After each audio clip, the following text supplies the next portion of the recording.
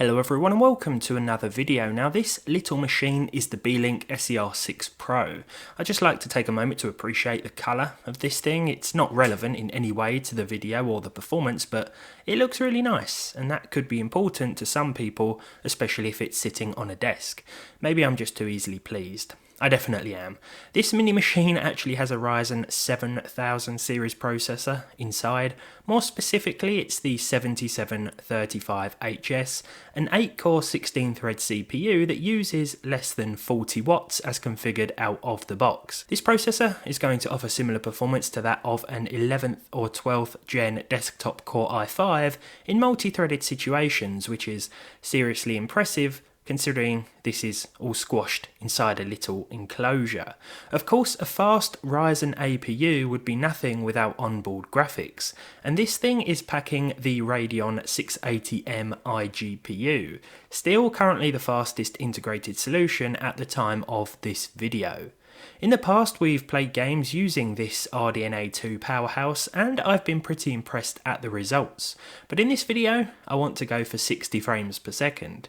See, on previous occasions, we've settled for much less, and although anything higher than 30 is more than acceptable without a discrete graphics card, in my opinion anyway, I believe that the tech found in the SER6 Pro 7735HS here should allow for at least 60 FPS on average across a handful of my demanding games collection. I'm not sure how much we'll have to sacrifice the visuals just yet, but this little Beelink here should be up to the challenge. But let's find out if it is.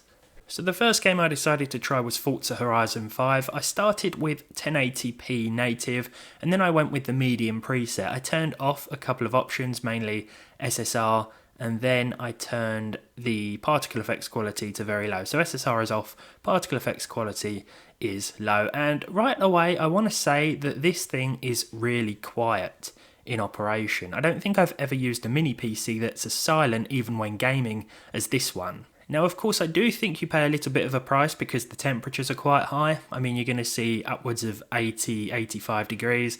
This CPU is rated for 95, so I think you're fine as far as that is concerned.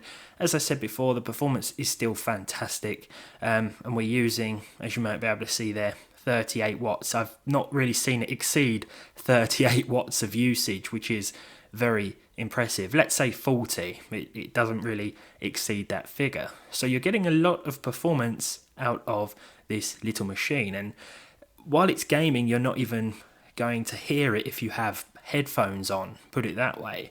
Now, the GPU is the obvious bottleneck here. The 7735HS has more to give, so you're probably going to see some pretty low clock speeds from the CPU during this test. But all in all, and to start with, I mean, Forza Horizon 5 is offering up at least 60 FPS at 1080p medium. This is at native res, which is really impressive, with no discrete graphics card, of course. So I think it's a fantastic start for this little Beelink machine. Integrated graphics have come such a long way over the last decade, and sometimes it's mind-blowing to think just how well they perform. Now, for Call of Duty Modern Warfare 2, I went with the basic preset, which keeps the display resolution at native. FSR is available, but I didn't enable it here. Instead, I turned the render res down to 90%. So we're going to be running at a constantly sort of sub 1080p resolution rather than having it upscaled. Now, the game doesn't look much worse off for it, but this will allow us to hit at least 60 FPS pretty much constantly. Running at 100% res will cause a few more little dips and drops here and there, but even still, it's not going to be a horrible experience. As you can see here, the CPU is once again being held back somewhat by the integrated graphics, but we're still using less than 40 watts of power, and the 680M is pretty much maxing out. This is a very impressive iGPU indeed. I've used it a few times, but every time I do, it really does surprise me, and I cannot wait to see what the future holds for integrated graphics from AMD. This of course has 32 gigs of DDR5 as well, and the game is installed on an NVMe M2 SSD, which certainly helps. Okay, so I was dreading this one. This is Hogwarts Legacy, probably the most demanding of the games tested today. Not necessarily just because of the fact it's demanding straight out of the box, but because I don't think it's the best optimized title. So I've gone with FSR2 at Ultra Performance here. If you choose FSR1, you only get Performance. FSR2 looks better anyway. We're rendering internally at about 360p, roughly 34% of 1080p, but it has been upscaled. And once again, we're targeting 60 FPS. Now, I certainly thought this would be too much of a big ask, but the game can do it. Now, there will certainly be drops, and let me be honest with you, the average wasn't exactly 60, but there will be moments when we cross that 60 FPS barrier, though all of this culminates in an average that is slightly less once we factor in the dips and drops, especially in and around Hogsmeade here. I mean, this can be pretty heavy on all hardware. This game uses a ton of RAM. Luckily, this has 32 gigs of the stuff. The onboard VRAM has been assigned 8 gigs from the BIOS because you can choose. Here, with these settings, we're still using over 4 gigs. So I thought that selecting 8 was a good idea, and we definitely have room to do that considering we have 32 gigs of DDR5 on board. Very nice.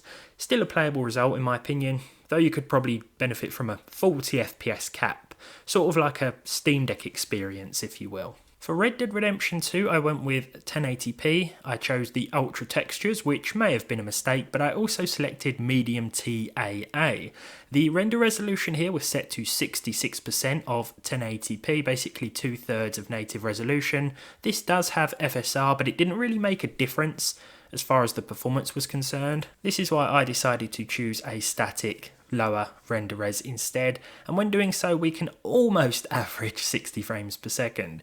You might benefit from turning the textures down to high instead of ultra, but to be honest, anything less than ultra in Red Dead tends to look a bit muddy.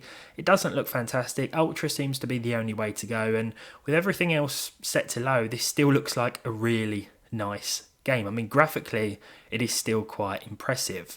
You might notice in the background there's a little bit of flickering going on in the building, some red lights coming through. This seems to be a bit of a sort of side effect of the lower render res. It can happen with FSR as well. It could just be a driver problem too.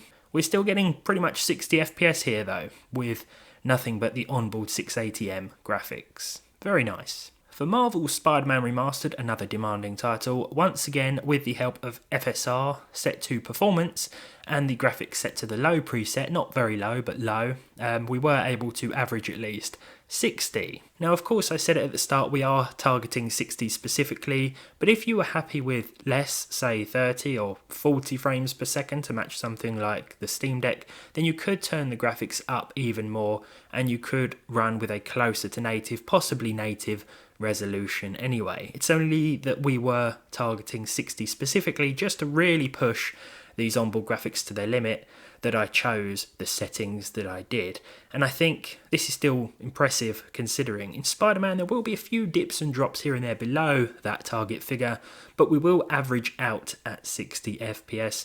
And if I were to try and test my AMD A4 3300 from back in like 2011 that I used to use, it would come nowhere near as close as this. It probably wouldn't even start the game, so I think that just goes to show how far integrated graphics have really come. Even the top end iGPUs from back in the day, like the 3870K was it, I think, the AMD A8, something like that with its onboard graphics, could only dream of numbers like this.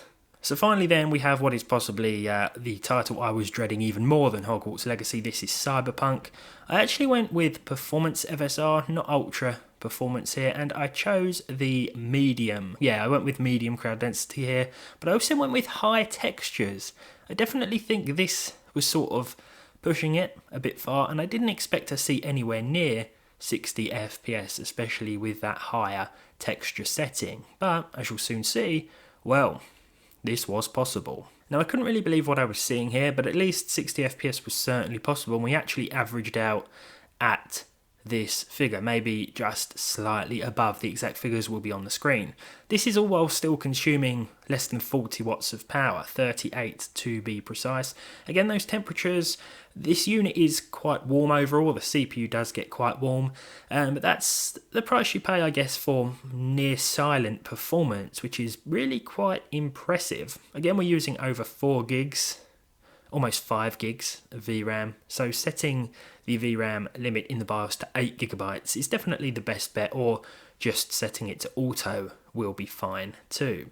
The 7735HS definitely has more to give, and it certainly proved itself today in CPU intensive situations. But I think the real star of the show, the 680M Radeon iGPU, it continues to impress me, and I'm sure, or I hope it's continued to impress you as well. If it has, be sure to leave a like, leave a dislike if you didn't enjoy this video. Subscribe to the channel if you haven't done so already. Let me know what you think of this mini PC down below. Thank you to Beelink for sending it over, as always, for us to look at today. And hopefully, I'll see all of you in the next one.